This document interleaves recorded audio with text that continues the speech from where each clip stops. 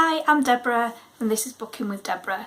Today I thought I would have a chat with you about a reading challenge that I have kind of set myself. This has been something that I was working on before I started my Booktube channel. It's a long-term project that I envisage lasting years rather than weeks or months.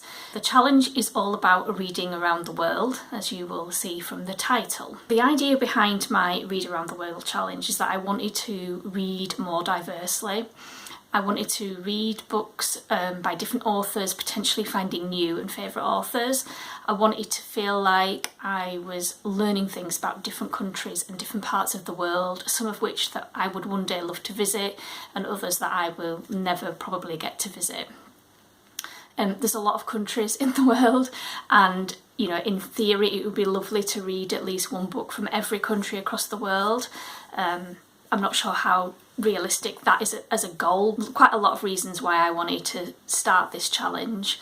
I started it during the last year when obviously life was very restricted for a lot of us and we weren't able to travel anywhere, never mind to a different country. But I'm also very interested in history and geography and understanding different cultures and just how life is in different parts of the world compared to my own. So I live in England, in the UK, in Yorkshire, as I'm sure you can probably tell from my accent. And there are other parts of the world that are very, very different from our own, and there's lots of world events happening.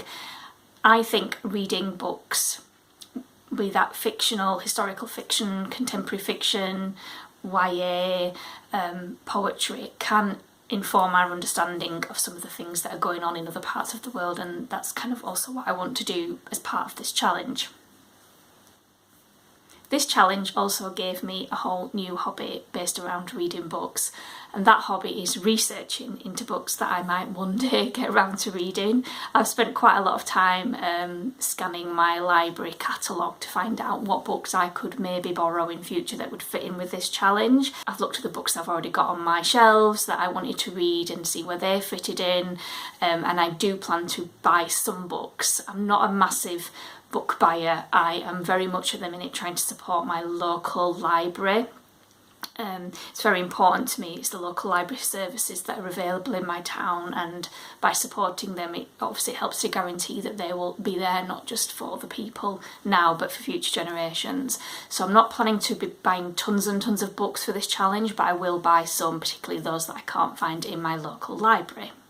The types of reading that I'm going to be doing for this challenge are fairly varied.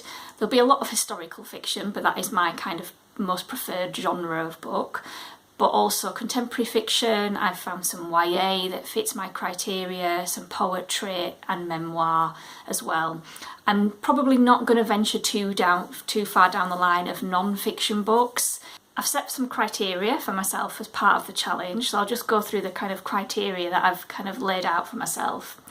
In terms of how I identify the book, the author who's written the book either lives in that country, was born in that country but may be living somewhere else, or their family heritage is from that country, so that might be their parents or their grandparents, but they're choosing to write about that country that is part of their heritage. A final sort of option that I've given myself is if the author has lived in that country for a period of time. The main thing I'm going to say is that I'm only going to be reading books that I actually really want to read. So this challenge is not about me forcing myself to read books I don't really want to read. It's about making sure the books that I want to read are as diverse as possible.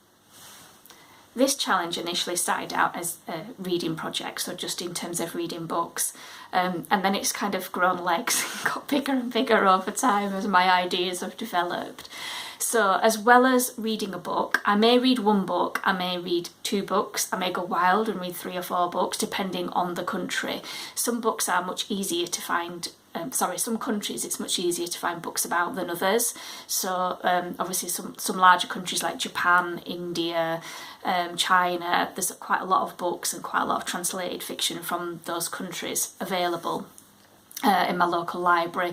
Other countries it's more difficult to find anything, but as I said, as well as reading the books, I'm also planning to do some other things around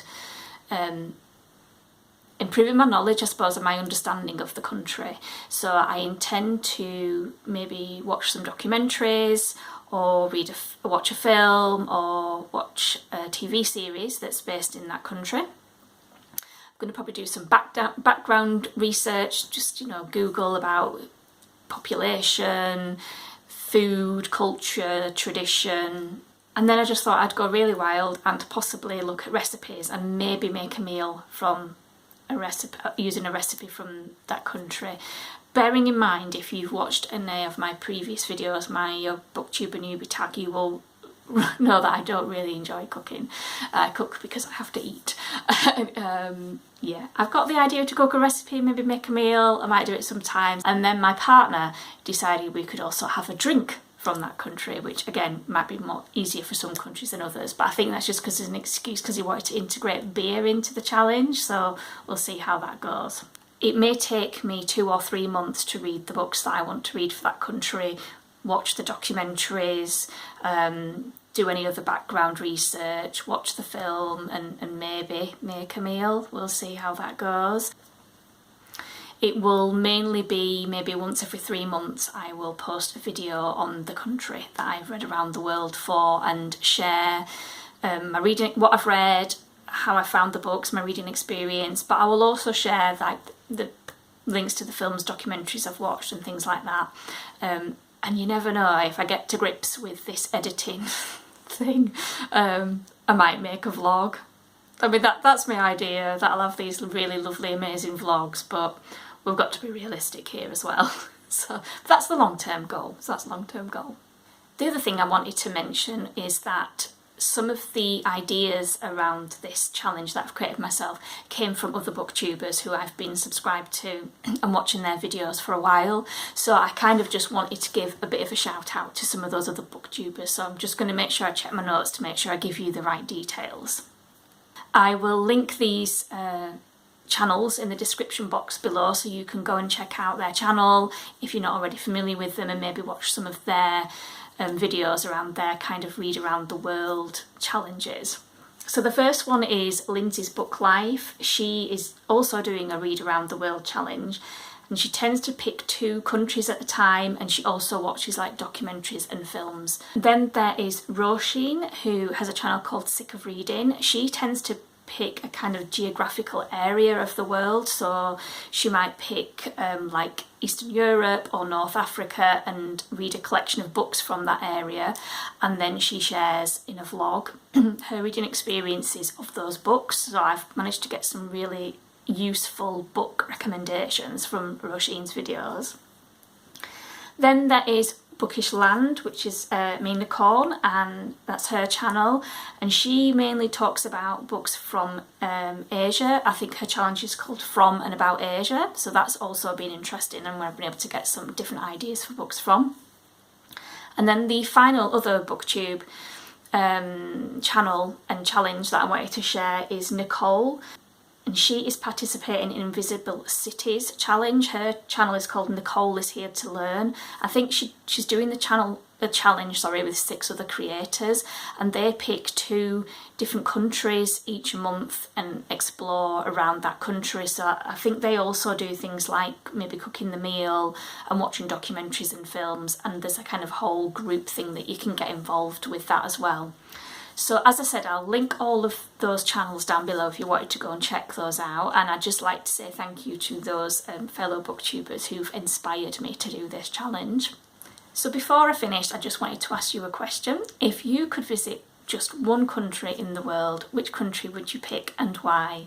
I'd love to hear your answers, so please put your answers in the comments section down below. Please subscribe to my channel. All new subscribers would be much appreciated. And if you have any suggestions for any books that I could read for different countries across the world that would fit the criteria that I've set, I'd really love to get more recommendations, so please let me know in the comment sections below. Thank you very much for watching. Take care.